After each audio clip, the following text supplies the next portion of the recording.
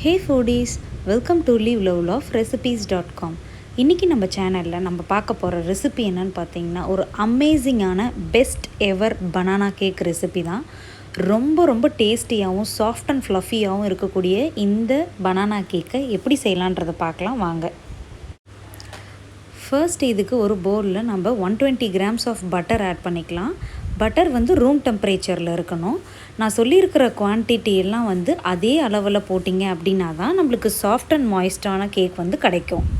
இப்போது கூடவே dark brown sugar add பண்ணிக்கலாம். 210 grams of dark brown sugar எடுத்திருக்கேன். இப்போ பட்டரையும் சுகரையும் நல்லா க்ரீம் பண்ணிக்கலாம். இந்த மாதிரி ஒரு ஹேண்ட் மிக்சரோ விஸ்கியோ வச்சு நல்லா பீட் பண்ணிங்க அப்படின்னா ரெண்டும் நல்லா மிக்ஸ் ஆகி க்ரீமி கன்சிஸ்டன்சிக்கு வந்துடும். இந்த மாதிரி அப்பப்போ சைட்ஸில் ஸ்க்ரேப் ஆஃப் பண்ணிவிட்டு அதுக்கப்புறமா நீங்கள் மறுபடியும் கிரைண்ட் பண்ணிக்கோங்க. இப்போது நம்ம ஒரு நல்ல பழுத்த வாழைப்பழம் எடுத்துக்கலாம். நான் பெரிய சைஸ் வாழைப்பழம் 2 எடுத்திருக்கேன். நல்லா பழுத்தது தான் நல்லாயிருக்கும் ரெசிபிக்கு. ஸோ அதை இந்த மாதிரி ஆட் பண்ணிவிட்டு ஒரு ஃபோக்கை வச்சு நல்லா மிக்ஸ் பண்ணி விட்டுருங்க. எல்லாம் நல்லா குழஞ்சதுக்கப்புறமா இதில் நம்ம ஃப்ளேவருக்காக வெனிலா எக்ஸ்ட்ராக்ட் ஆட் பண்ண போகிறோம்.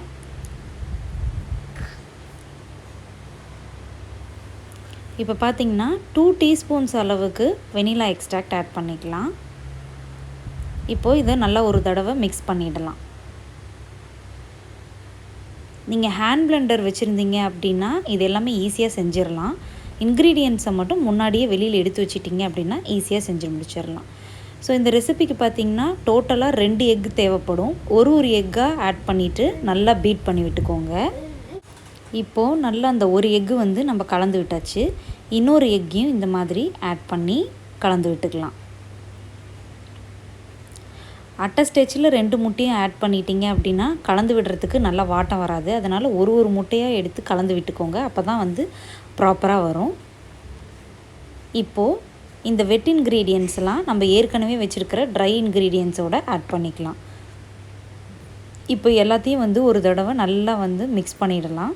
ஒரு 2 to 3 மினிட்ஸ் இந்த மாதிரி பிளெண்ட் பண்ணிக்கிட்டிங்க அப்படின்னாலே நம்மளுக்கு எல்லாம் நல்லா பிளெண்ட் ஆகி வந்துடும்.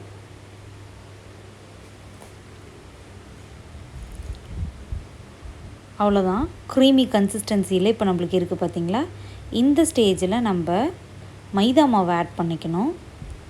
இந்த ரெசிபிக்கு பார்த்திங்க அப்படின்னா டோட்டலாக 175 கிராம்ஸ் ஆஃப் மைதா மாவு தேவைப்படுது. எல்லாத்தையுமே ஒரு வெயிங் ஸ்கேலில் மெஷர் பண்ணி ஆட் பண்ணிக்கோங்க. அப்போ தான் நம்மளுக்கு பர்ஃபெக்டான டெக்ஸ்சர் வரும். இப்போது இந்த மைதா மாவை நல்லா சீவ் பண்ணிக்கலாம். எப்போவுமே மைதா மாவை சீவ் பண்ணால் தான் நம்மளுக்கு நல்லா ஃப்ளஃபி அண்ட் மாய்ஸ்டாக கேக் கிடைக்கும். அதனால் எப்போவுமே ஜலிச்சு ஆட் பண்ணிக்கோங்க. கூடவே இப்போ 1 டீஸ்பூன் அளவுக்கு பேக்கிங் பவுடர், 1/2 டீஸ்பூன் அளவுக்கு பேக்கிங் சோடா ஆட் பண்ணிவிட்டு எல்லாத்தையுமே கட் அண்ட் ஃபோல்ட் மெத்தடை யூஸ் பண்ணி நல்லா கலந்து விட்டுக்கோங்க.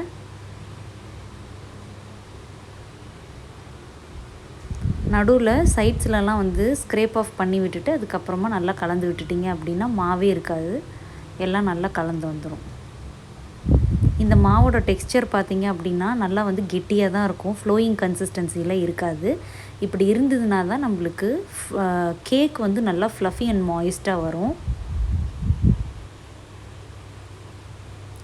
இப்போது 1/4 கப் அளவுக்கு நறுக்கி வச்சுருக்கிற ஏதாவது ஒரு நட்ஸ் ஆட் பண்ணிக்கலாம். நான் இன்றைக்கி வால்நட் ஆட் பண்ணியிருக்கேன். நீங்கள் எது வேணாலும் ஆட் பண்ணிக்கலாம். கொஞ்சமாக சாக்கோ சிப்ஸும் ஆட் பண்ணியிருக்கேன். அது ஆப்ஷனல் தான். உங்களுக்கு வேணும்னா இது 2மே நீங்கள் ஆட் பண்ணிக்கலாம். இல்லைனா ஆட் பண்ணாமல் அப்படியே ப்ளெயினாக கூட செய்யலாம், நல்லா தான் இருக்கும். இப்போது எல்லாத்தையும் மறுபடியும் நல்லா கலந்து விட்டுட்டு இதை நம்ம லைன் பண்ணி வச்சுருக்கிற கேக் டின்னுக்கு இதை நம்ம ட்ரான்ஸ்ஃபர் பண்ணிக்கலாம். லைன் பண்ணுறதுக்கு முன்னாடி பட்டர் அப்ளை பண்ணிவிட்டு அதுக்கப்புறமா நம்ம இந்த மாவை ஆட் பண்ணிக்கலாம். ஸோ ஒரு 3/4 பதம் அளவுக்கு மட்டும் நீங்கள் ஆட் பண்ணிக்கோங்க. ஃபுல்லாக ஆட் பண்ணாதீங்க. ஏன்னா கேக் பேக் ஆகும்போது நல்லா ரைஸ் ஆகும். எனக்கு எக்ஸ்ட்ராவாக இருந்த மாவை ஒரு சின்ன பேக்கிங் டின்னுக்கு மாற்றிட்டு அதையும் நான் பேக் பண்ணிக்க போகிறேன் சேர்த்து. இப்போ இந்த மாதிரி ஆட் பண்ணதுக்கப்புறமா ஒரு தடவை ஈவனாக லெவல் அவுட் பண்ணிவிடுங்க. ஏன்னா மாவு வந்து இது ஃப்ளோயிங் கன்சிஸ்டன்சி இல்லாததுனால நம்ம லெவல் பண்ணி விடணும்.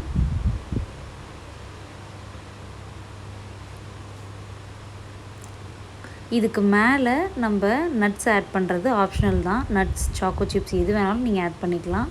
உங்களுக்கு எது விருப்பமோ அதை ஆட் பண்ணிக்கோங்க. இல்லை அப்படின்னா ப்ளெயினாக கூட பேக் பண்ணிக்கலாம்.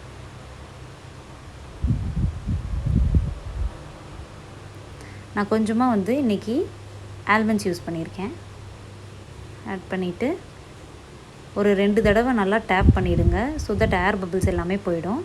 அதுக்கப்புறமா ஒரு ப்ரீஹீட்டட் அவனில் 180 டிகிரி செல்சியஸில் 45 to 50 மினிட்ஸ் நீங்கள் பேக் பண்ணிங்க அப்படின்னா ரெடி ஆகிடும். அவன் டு அவன் வந்து பார்த்திங்கன்னா பேக் ஆகிற டைம் டிஃபர் ஆகும். இன்கேஸ் வந்து டின்னோட சைஸ் சின்னதாக இருந்தது, அகலமாக இருந்தது அப்படின்னாலும் பேக்கிங் டைம் வந்து கொஞ்சம் எக்ஸ்ட்ரா எடுக்கும். ஸோ ஒரு ஸ்கியூவர்ஸை வச்சு டெஸ்ட் பண்ணி பாருங்கள். மாவு ஒட்டிட்டு வரல அப்படின்னா கேக் பேக் ஆகிடுச்சின்னு அர்த்தம். அதுக்கப்புறமா கம்ப்ளீட்டாக கூல் டவுன் ஆனதுக்கப்புறமா நீங்கள் கேக்கை ஸ்லைஸ் பண்ணிங்க அப்படின்னா அழகாக ஸ்லைஸ் போட வந்துடும். அதுக்கப்புறமா ரூம் டெம்பரேச்சரில் இது ஒரு 2 to 3 days வரைக்கும் கூட நல்லாயிருக்கும். கண்டிப்பாக இந்த ரெசிபி நீங்களும் ட்ரை பண்ணி பார்த்துட்டு எப்படி வந்ததுன்றதை கமெண்ட்ஸில் சொல்லுங்கள். இந்த ரெசிபி உங்களுக்கு பிடிச்சிருந்ததுன்னா மறக்காமல் நம்ம சேனலை சப்ஸ்கிரைப் பண்ணுங்கள். தேங்க்ஸ் ஃபார் வாட்சிங்.